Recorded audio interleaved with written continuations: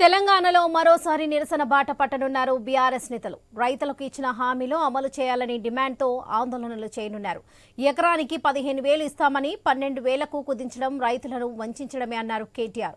దశాబ్దాలుగా కాంగ్రెస్ చేతిలో మోసపోతున్నది రైతున్నలే అన్నారు. స్థానిక సంస్థల ఎన్నికల్లో గండం దాటేందుకు రైతు భరోసాపై ప్రభుత్వం నిర్ణయం తీసుకుందని ఆరోపించారు కేటీఆర్.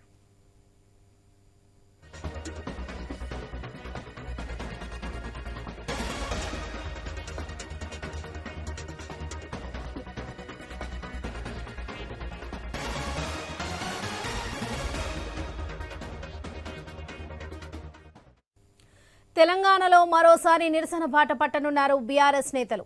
రైతులకు ఇచ్చిన హామీలు అమలు చేయాలని డిమాండ్తో ఆందోళనలు చేయనున్నారు. ఎకరానికి 15,000 ఇస్తామని 12,000కు కుదించడం రైతులను వంచడమన్నారు కేటీఆర్.